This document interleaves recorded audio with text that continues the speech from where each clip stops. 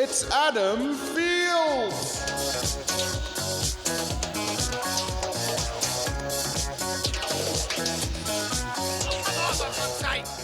Come on!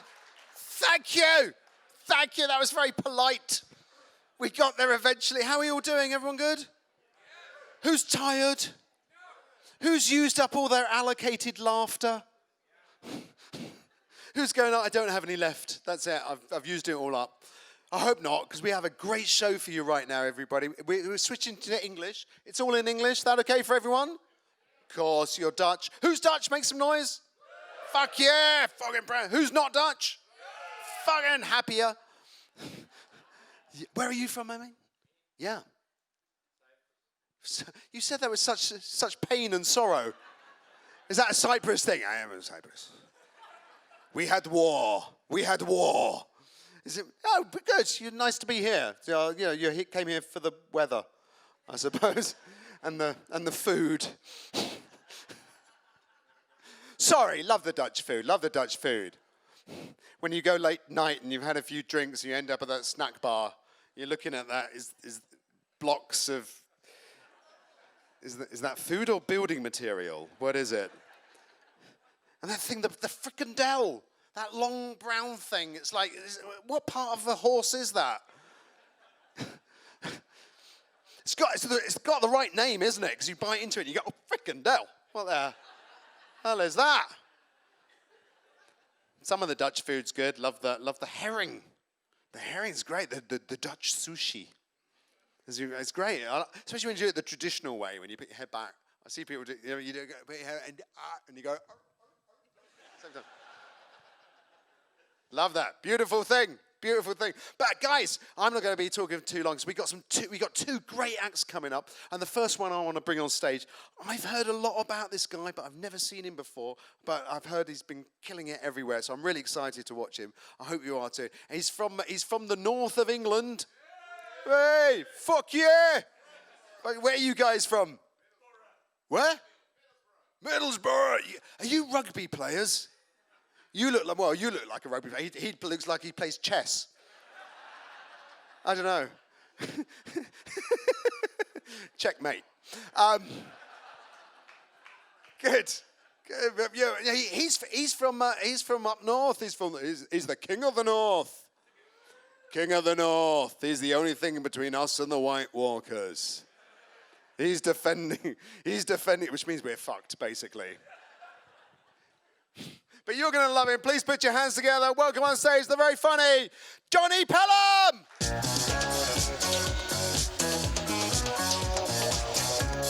Hello, guys. Hello. How are you doing? You well? Excellent stuff. It's very nice to be here. My name's Johnny, and I'm here to protect you. Not really, just fucking around. It's very nice to be here. I live in Manchester. I live in a shithole. My area is so bad. Me and my girlfriend got mugged quite recently, right? We're coming back from a gig quite late at night. Someone jumped out on us and were like, give us all your money. And you always wonder, like, what would I do in that situation? Would I be a hero? No. Like, I've got many skills, I'm a very good listener. I'm better at football than I'd imagine to look at me. But I just can't fight. I don't have it in me. So I just give this guy everything I own. I'm like, have all of my belongings. My girlfriend starts arguing with the mugger. Eventually the mugger says, give me your phone. She says no. He says, give me your phone again. She says no again. And then he punched me in the face. I said, why the fuck are you punching me? I'm giving you everything. Punch my girlfriend in the face. She is the problem here. Here's the really weird thing about the story, though. I don't know if you've ever been punched in the face before. If you have, I don't know how you responded to that. My genuine response to being punched in the face was I just said out loud to the man, you've just punched me in the face. That is my genuine response to danger. Most people go into fight or flight. I provide audio description for the blind.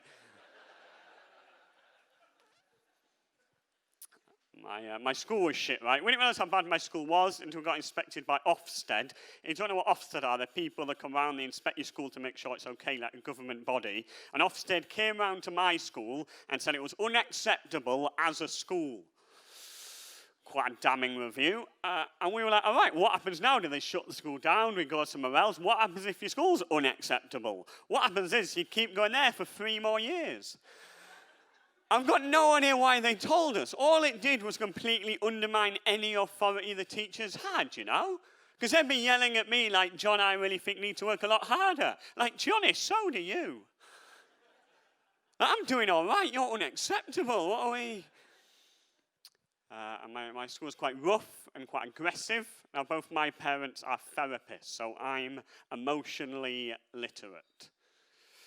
Or, as it was commonly referred to at my school, a massive gay. And also, my school's quite multicultural. Like, I was the only white boy in my form class, one of like 5 or 6 in my year. And initially, I didn't have that many friends, you know. Then sort of found my place, joined a gang called the Blazing Bangladeshis. Who are the Blazing Bangladeshis? Just me. And 5 Bangladeshis. Qaisar Ali, Ibrahim Ahmed, Nurul Amin, Ashraf Mahmood, Mohammed Abdullah Al Masouf, and Jonathan Pelham. People looking at us so confused, are you their lawyer? Some sort of Bangladeshi albino? Like, what the fuck is going on? And me and my mates used to be really racist to one another. That might sound weird to you, but that's how we dealt with the issue of race at my school. We're just the most mean, rude, offensive things we could to another. What was fun and enjoyable and interesting, right? At my school, they were from India, Pakistan, Bangladesh, Sri Lanka, Iran, Iraq. People from all over the world, you know. And you really had to be on your game to get your racism right. Like, you really had to know a lot of shit, you know what I mean? Because you don't want to go up to somebody like, you're an Indian idiot. It's like, actually, I'm from Pakistan. You're like, I'm so sorry. And so one of the things I used to do is I used to go home, I used to research facts about my friends were from, and I'd insult them better the next day. Like, I'd look shit up on the internet. What it means now is I've got very good general knowledge about Central Asia. Every now and then, it come in really handy, you know, it'll be a pub quiz, a question comment like, what country is also known as the Pearl of the Indian Ocean? I'm like, that is Sri Lanka. Mate, it's like, how the hell do you know that? I'm like, I am a massive racist. I was never good with women at my school. I remember the first one I properly fancied, just thought fucking beautiful and lovely. I just wanted to be around it all the time. And that was a woman called Mrs. Armitage. And she taught me history, and she was incredible, man. I used to think about all the time, every day. Looking back, she wasn't even that hot. She was just like 25 and kind. But as a teenage boy, that was so enough, you know. And here's how crazy, like, 14-year-old boys are. We all used to line up outside history, or like, do you think Mrs. Armitage is going to fuck me? Do you think Mrs. Armitage is going to fuck me? It's like, no, because you're 14 and she's got a mortgage. Like, why the fuck would you make that awful life choice, you know? It's really lucky she wasn't into that, because if she'd wanted to, she'd done whatever she wanted so easily, man. Do you ever reckon that male paedophiles are jealous of female paedophiles? Because being a female paedophile is fucking easy, man. Like, being a male paedophile, that's a lot of work. You've got to find a kid, manipulate them into trusting you, get a van. You have to do all sorts of shit. If you're a female paedophile, you don't have to do any of that. And listen, I'm not for 1 second saying that being a female paedophile is any less evil or any less wrong, but clearly it's easier. Because if I was like a 14-year-old boy and a 30-year-old man came up to me and was like, hi there, little boy. Would you like a sweetie from me? I'm like, no, get away from me, you creepy man. But if a 30-year-old woman came up to me and was like, would you like to have sex with me? I'm like, that's the thing I most want to do in the world. Like, obviously, long-term, it'd be awful, it'd be traumatic. Short-term, it'd be fucking amazing. How was detention, Johnny? Horizon expanding.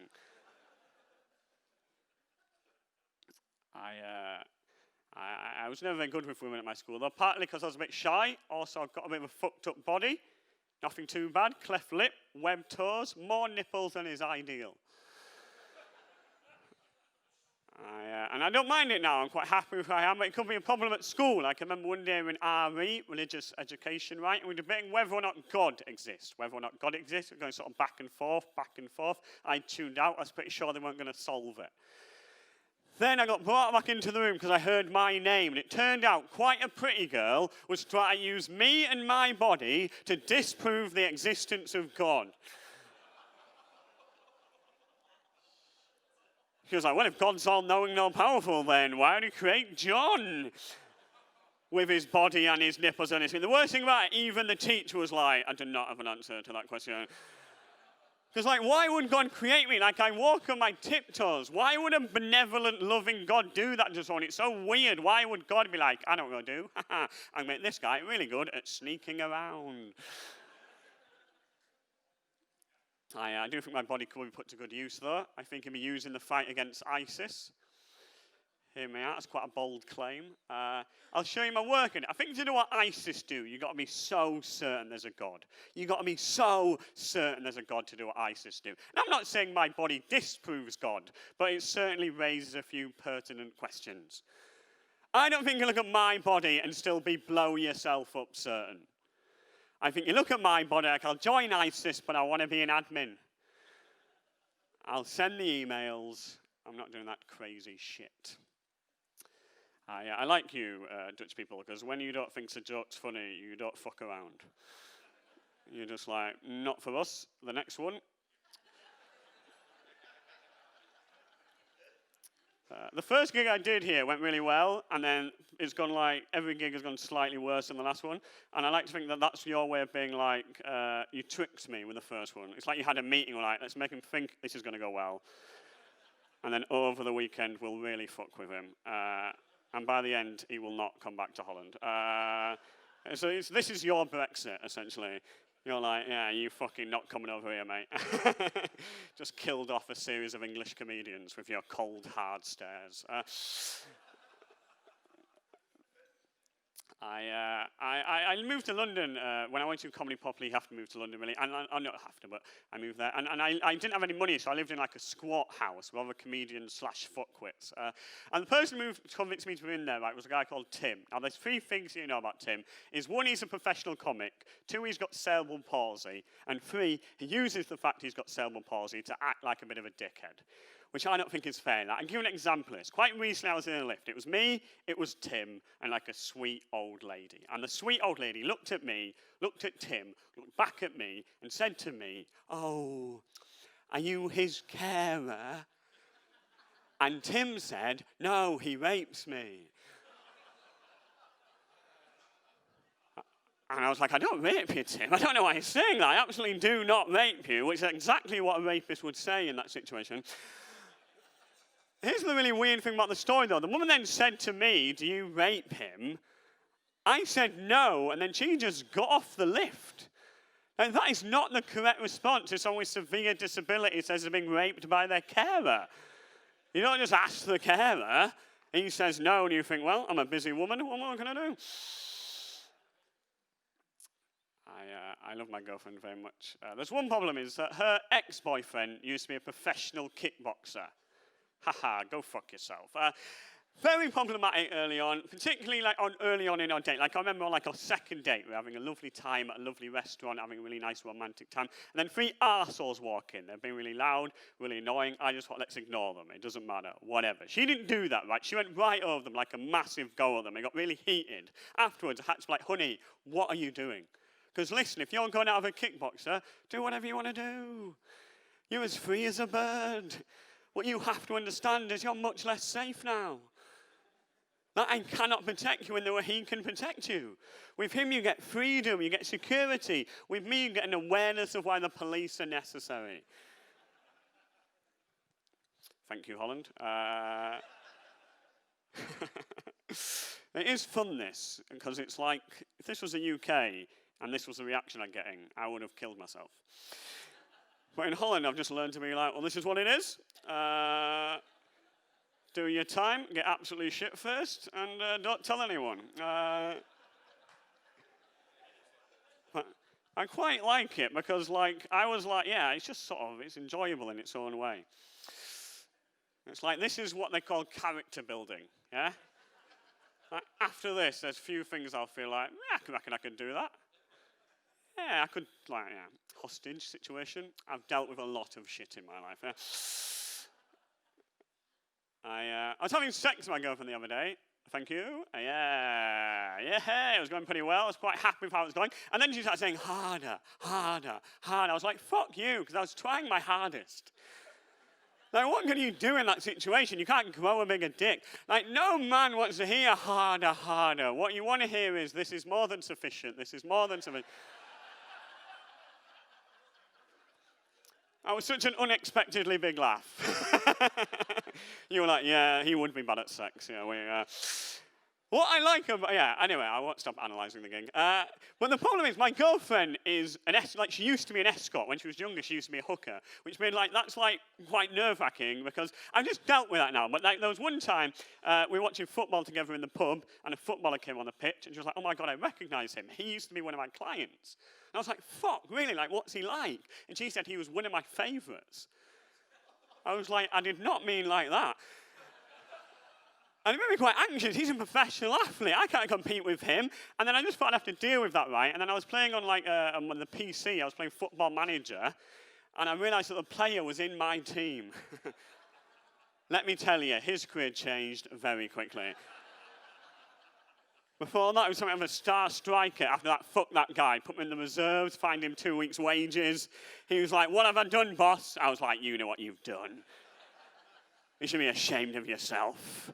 David Beckham.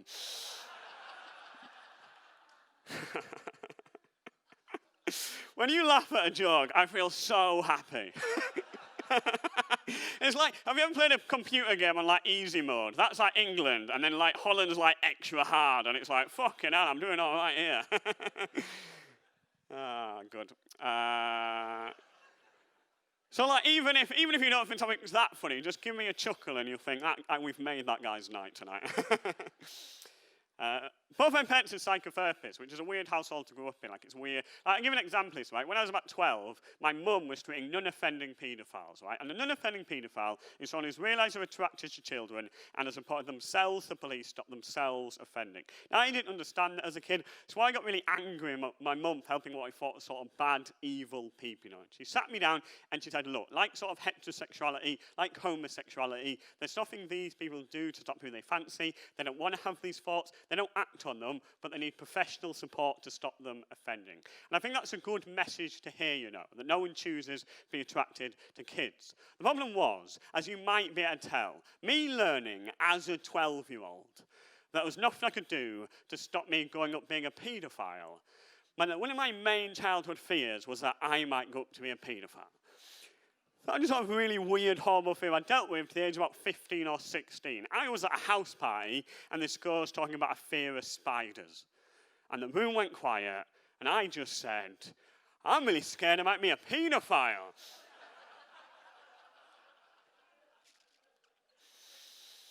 I was not invited back to that house party.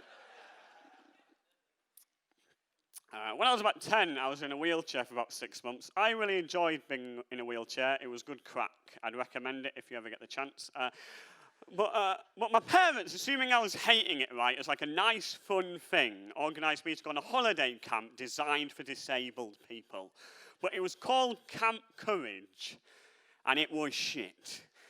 And the problem was the people working there took it as their job to raise our self-esteem and make us feel really good about ourselves. But the way they decided to do that, just by telling us we were brave, whatever we were doing, they'd be like, wow, that is so brave. Wow, that is so brave. I can tell you from experience, guys, there are a few things worse than being told you're brave for continuing to exist.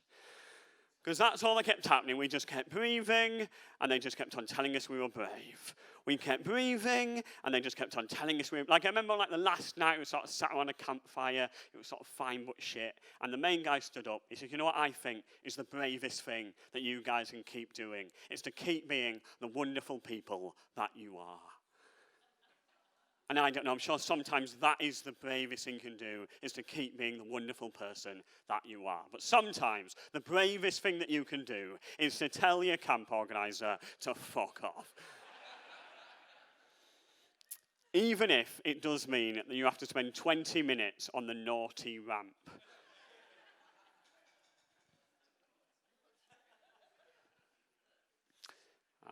I'll tell you a couple more things, and then I'll fuck off. I'll tell you about my worst experience with a woman. It was year 11 prom. I was 16, And I fancied her. I fancied her before I knew what fancying was. You know that age when you confuse sexual attraction with indigestion? Just sort of wandering around wide-eyed thinking, what the hell was in my moussaka last night? Because it has made my penis massive. And I remember I sort of plucked up the courage. I asked her out, and quite remarkably, almost like a Hollywood movie, she said yes. I never forget, so excited. I ran home. I told my mum. I bought my first suit. I bought some flowers. I went to prom and I gave her the flowers. And it turned out that she'd only accepted as a joke. Put bluntly, there was no confusion over the meaner girl you love laughing in your face in front of the whole school. I like to think ultimately I won, though, because she died.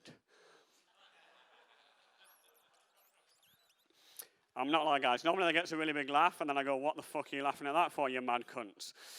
But you didn't really laugh at that, so I just look like a bit of a dickhead. And I know that joke works like 98% of the time, so I'm going to put some of the blame on you, all right? You've not taken that responsibility. You've just been like, no, you need to do a better joke. All right, I'll tell you a final thing. I'll tell you about, I'm in a relationship with my girlfriend. I love her very much. But there's a lot of reasons she could break up with me, right? And I quite like that fact. I always feel sorry in a way for incredibly rich, incredibly good-looking people. Because when someone breaks up with them, they know it's their personality. Like I was reading an interview with Taylor Swift, you know, Taylor Swift, the pop star, and she was saying how devastating it was when people break up with her. It makes her feel really sad, really insecure, really awful. I was thinking, yeah, of course it's awful for you, because you're Taylor Swift. Like, if you've won 10 Grammys, you're a millionaire, and you're regularly voted the most beautiful woman in the world, and people keep leaving you, you know you're a fucking arsehole. Like, run that through your head. You're just actually Taylor Swift. Her butler brings up your breakfast on a silver platter. You get downstairs, swim in a private swimming pool. She starts talking. You just think, fuck this. I got to get out of here, Taylor. Well, that is sort of the crushing laughter I wanted to end this set on. I have enjoyed this gig. It's been, I want to come back and do it again and see what happens next time. You know what I mean? It's sort of fun. It's sort of, I feel like, yeah, maybe this is where I need to move. And then when I crack Holland, then I know I've made it, yeah? And it's like being like good at karate in America and then going to like Japan or China and being like, I was not good. I was good. I need to up my game a bit. It's been quite, good and sort of humbling. Which is never what you want from a comedy gig. How was it? Well, I feel quite humble now. I won't be sticking around for autographs. Autographs at the bar if you want them. Oh, no one's here. I have really enjoyed it though. It's been cracking. You've got an excellent next act. Thank you very much for listening to me. Good night. Thank you very much.